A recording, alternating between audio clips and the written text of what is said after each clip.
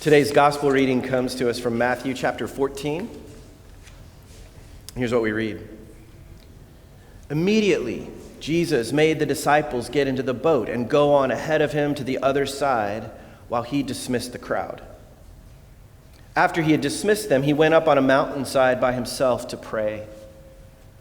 Later that night, he was there alone, and the boat was already a considerable distance from land, buffeted by the waves because the wind was against it. Shortly before dawn, Jesus went out to them walking on the lake. When the disciples saw him walking on the lake, they were terrified.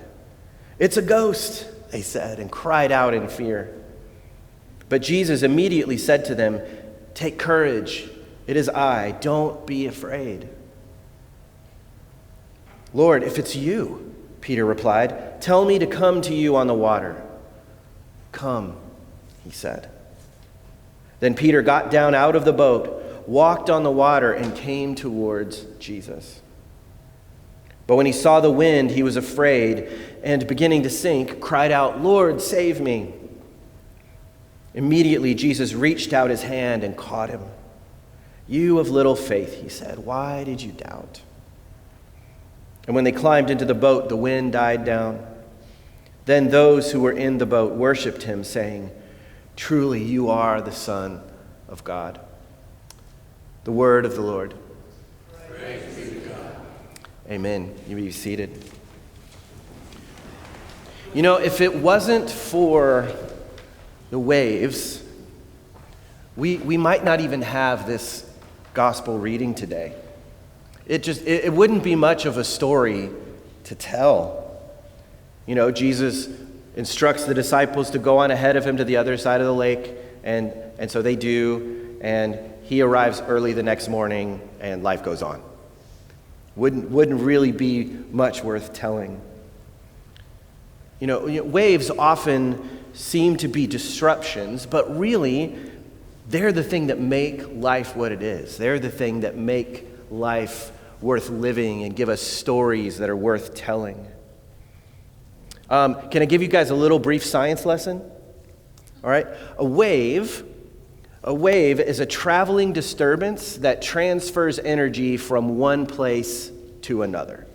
At its most basic, it's transferring energy from point A to point B, usually without moving all of the matter like overall. For example, a water wave, when energy travels through water as a wave, the water mostly moves up and down as the energy goes through it. We could think about sound waves. A sound wave, air particles just vibrate back and forth, passing that energy through the air until it is heard. In a light wave, it's a similar thing. Changing electric and magnetic energy fields carry energy through even empty space that we cannot see. And again, as the wave travels, the matter that it passes through may not move very significantly at all. Sometimes we might see just a little bit, but the energy is felt. The energy is received. Some sort of effect is experienced on the other end.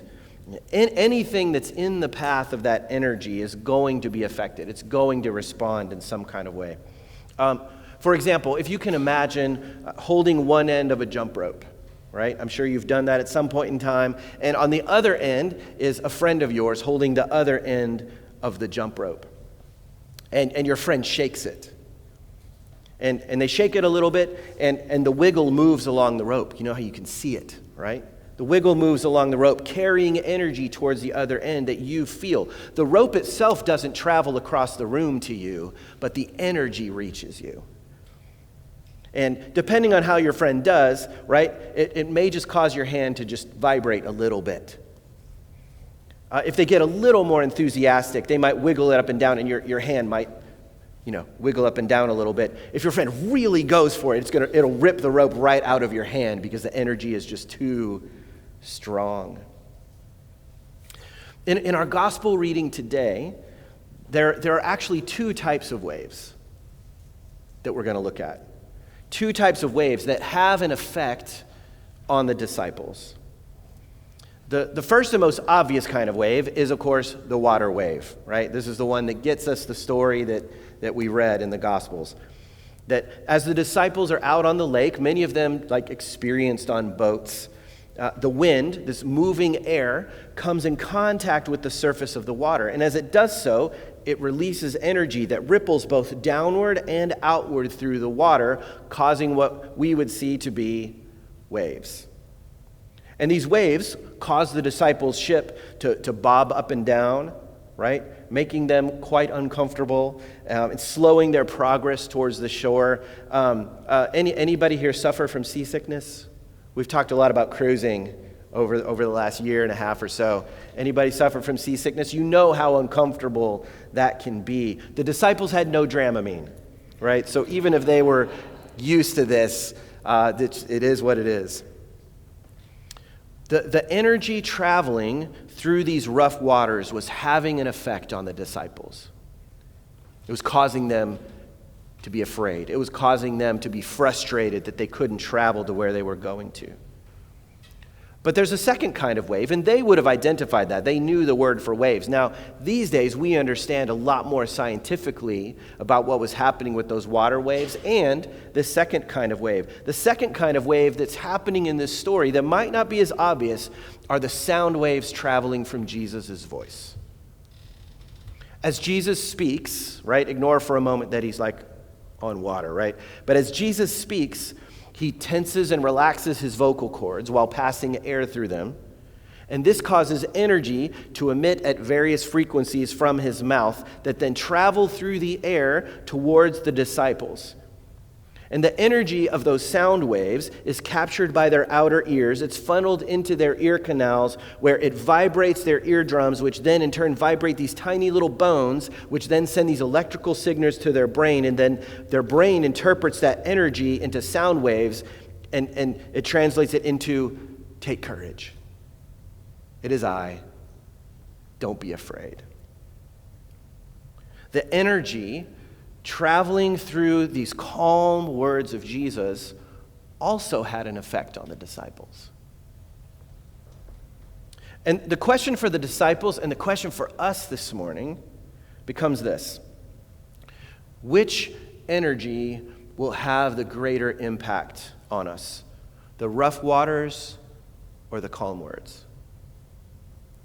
The rough waters of life that come at us or the calming words of Jesus? Now, in light of this, there's three things that I think that the Spirit wants us to hear today. Three things that he wants to say to us this morning in this story about waves. And the first is this, is that sometimes obedience to Jesus leads us straight into rough waters. Sometimes our obedience to Jesus, it leads us straight into rough waters. The disciples obeyed Jesus' directive to get into the boat and go ahead of him to the other side of the lake. They said, "Sir, yes, sir," and they got rowing. Now, this is not insignificant because, note, they were in this predicament precisely because they did what Jesus told them to do. If they didn't do what Jesus told them to do, they probably wouldn't have had this problem. They might have had other problems. But obedience to Jesus does not guarantee that we will avoid rough waters. There is no promise of that, no matter how much we hope that it might. Oftentimes we pitch to people this idea. They're like, hey, come to Jesus and he's going to make your life better and he'll erase all of your problems and everything will just be like unicorns and cupcakes from here on out. That's not the gospel. That's not actually true. And I see us as Christians tempted to sometimes make one of two false assumptions. Maybe I guess we can make them both at the same time. The first is that we assume that following Jesus means stepping out into a life of clear skies and easy travel. But Jesus, again, never promised such a thing. And to the contrary, he said, in this world you will have trouble. But take heart, for I have overcome the world. But you will have trouble. So first, we assume that stepping out and saying yes to Jesus means we're going to have easy travel. The second assumption we can make wrongly is that rough waters are an indication that something is wrong. We experience some kind of rough waters in our life, and we assume, something's wrong. We might assume that maybe we just heard Jesus incorrectly. I heard him wrong. We misunderstood him. Maybe we just don't have enough spiritual wherewithal to hear him clearly. Maybe we assume that we've just been disobedient. Oh, I must have sinned somehow. I'm to blame. There's some sin that I need to repent of. We might also assume that it's all the devil. It's all Satan, the accuser, the adversary, whatever you want to call him, right? We assume that we're on this holy mission and these rough waters are some kind of demonic attack against me. Well, to all of those things, I would say, maybe. It's always entirely possible that I didn't hear Jesus correctly. It's entirely possible that I've been disobedient in some kind of way. It's entirely possible that there are malevolent forces that are trying to mess up the good that I'm trying to do as I say yes to Jesus. But it also could just very well be that you've heard Jesus just fine, and you have done the very best that you can to obey, and that the devil has better things to do than to mess with you today. You could be exactly where Jesus wants you. Now, and I can't help but think, at this point right here, I can't help but think of Marie and Val stepping into their new positions as the director and as the assistant director of the center here, the preschool and the daycare. Because they're saying yes to Jesus, and I think both of them quite wisely knew this doesn't mean that it's going to make my life easier, right? They're coming in eyes wide open. But you know what they did? They still said yes. And I know that they've prayed about this. I've been in rooms where we've prayed about this and prayed for wisdom. And Lord Jesus, what are you saying? What are you directing? And Jesus says, yes, follow me. Come serve my little ones in this community by doing this. And they say yes. Now, it very well might be that they're now going to be stepping out into rough waters, some of which they can anticipate, some of which are probably just going to be surprises, because Lord knows little children are full of surprises, right?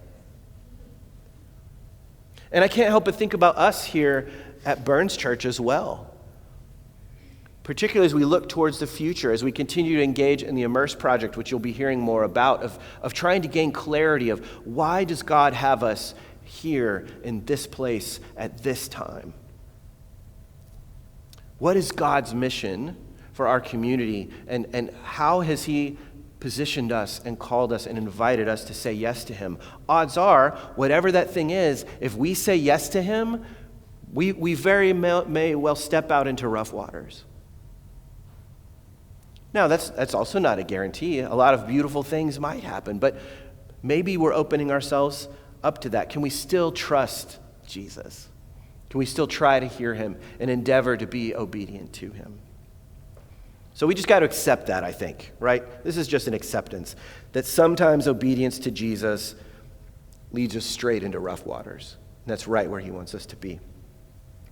The second thing I think that the Spirit wants us to hear is that when you hear Jesus' voice, particularly if you're in those rough waters, when you hear Jesus' voice, let your first inclination be to draw near to him. If you ever think, I might be hearing Jesus talking to me somehow, let your first inclination be, how can I get closer? How can I get closer? Peter, amongst all the disciples who were in the boat, we're assuming that it was all 12 of them, maybe more, that were in this boat. Peter has a unique reaction to the sound waves of Jesus' voice. Remember, there's physical water waves bobbing and hitting the boat. The sound waves of Jesus reach all of their ears. He hears Jesus say, hey, don't freak out, it's me. And how does Peter reply? He says, I'm coming. I'm coming. And it's interesting, it's his idea. It's not Jesus' idea for him to even come out on the water. It's from the desire of Peter's heart to be close to him. He says, Lord, tell me to come out to you and I'll do it. So Jesus just says, okay, interesting idea, Peter. Come. And this strikes me as an interesting parallel actually to Jesus himself. If you remember, we read it, we haven't talked about it yet. In the very beginning of this passage, Jesus is done feeding thousands of people, which we just read about last week. And Jesus withdraws from the crowds. He withdraws from the disciples and sends them on ahead in order for Jesus just to be near to the Father. Just to spend the evening near the Father. And Peter, in a very similar way, Peter withdraws from the other disciples in the boat just to be near to Jesus, just to draw near to him. After this rough day of draining ministry, Jesus just wants to be near the Father.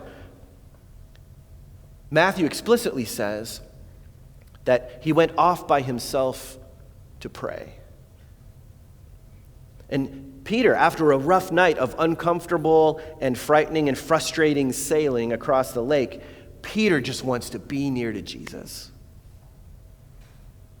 And I would suggest that this presence is the essence of prayer. Jesus just being with the Father is what prayer is about.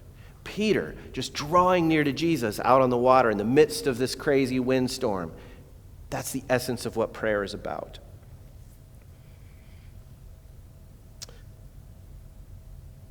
There's this wonderful book that it's been one of the more transformative books in my life, specifically about prayer. It's called Armchair Mystic. And it's by a Jesuit named Mark Thibodeau. He's got a good French Cajun name.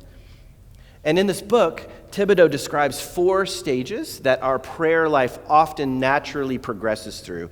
Depending on tradition, sometimes we might start at different points, but this is kind of largely true. And I'll just recap these for you really quickly. First stage is he calls talking at God. Stage 1 is just where we talk at God. This is where I use prayers or sets of prayers that someone else has written, right? We did this already this morning, right? Our Father who art in heaven, hallowed be thy name, right? I remember as a young child, that's probably one of the first ones that many of us just begin to learn, whether at home or at night before bed or in church. C.S. Lewis calls these ready-made prayer. Thibodeau in his book calls them prayers off the rack. You know, you're not going to a tailor and getting something custom fit. Just buy that prayer off the rack and just use it. The second stage, Thibodeau calls talking to God. We're not talking at him, but we're talking to him. This is a stage where I go beyond prayers written by somebody else and I pray in my own words. We often call this extemporaneous prayer. This is what we did gathered around Marie and Val earlier, right? Just from our own hearts, from our own minds, we told God what we understood of the situation and what's coming up ahead from them. We heard the prayer requests that they made. And so just from our own hearts, we just uttered words to the Lord on their behalf. The third stage, though, that Thibodeau describes is what he calls listening to God. And this is a stage where I quiet myself down and I turn my attention to him and say, speak for your father is listening, or speak for your servant is listening, right? Sometimes different traditions will refer to this as meditative prayer. It's really silent. From the outside, it might not look like what we would think of as prayer because there might not be a lot of words coming out of your mouth, but it's prayer. Here, I'm still, I'm silent, and I wait for God to do the talking. My focus shifts from my own agenda, which I bring to God, and I focus on God's agenda, which he brings to me. The fourth stage is what he calls being with God. And this is a stage that's defined by just recognition of God, transformation by God, and union with God. In Emotionally Healthy Spirituality, which a bunch of us just read together over the summer, Pete Scazzaro calls this slowing down to be with God. Just simple presence. Now, I would note that none of these stages preclude the earlier ones, right? Once you get to stage 2, talking to God, doesn't mean that you neglect these previous pre-written forms of prayer. There's still value in them. Just because you get to a point where you're listening to God more doesn't mean that you never tell him what it is that you want. It's that our prayer life becomes richer and it becomes more and more intimate. And this is what I think we see happening with Peter. I suspect that this is what was happening with Jesus in prayer all night with the Father. I suspect that it was a lot of listening. I suspect that it was a lot of just being with his presence, just being close. But notice that Peter did not say, right, as he's looking at these waves and he sees Jesus out on the water, Peter did not say, "Our Father who art in heaven, hallowed be thy name." Right? He had taught them that prayer, but that's not where Peter goes. Nor did Peter say, "Oh, Jesus, stop the wind, calm the waves, we're freaking out." He could have, but he didn't. Nor did Peter say, "Oh, okay, Jesus, you're out there. Okay, I'm listening. What do you want to talk to me about right now?" He didn't do that either. What did Peter say? "Let me come out to you. Let me just be with you. I don't want to talk at you. I don't want to talk to you. I don't even really want to listen to you right now. Can I just be with you?" Peter saw Jesus out in the midst of the waves, and so further out into the midst of the waves is where he wanted to be.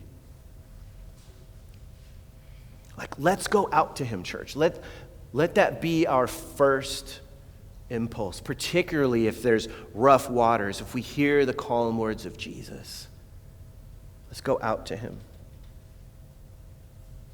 So sometimes obedience to Jesus leads us straight into rough waters. And then when we hear his voice, let our first inclination be to draw near to him. And third, when you risk the rough waters even further, trust in the quick reaction time of Jesus.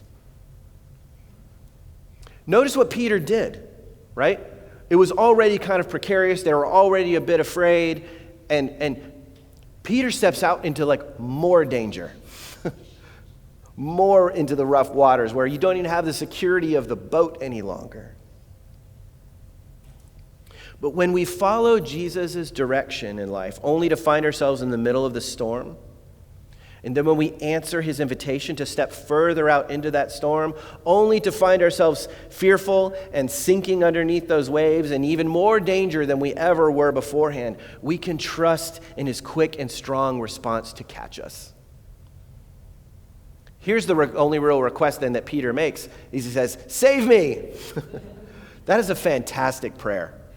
Maybe only the shorter version of that I've ever heard is one of the best prayers to pray is just, "Help.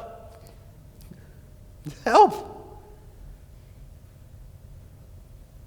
I love how the Message, Eugene Peterson's translation of this, says this, and this is kind of what I want to leave you with before we move into communion.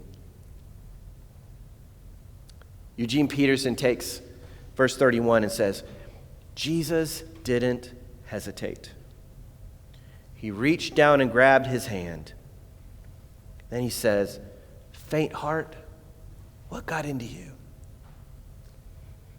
There's such kindness and strength in Jesus. Let us respond more to the calm words of Jesus than we do to the rough waters that we find ourselves in.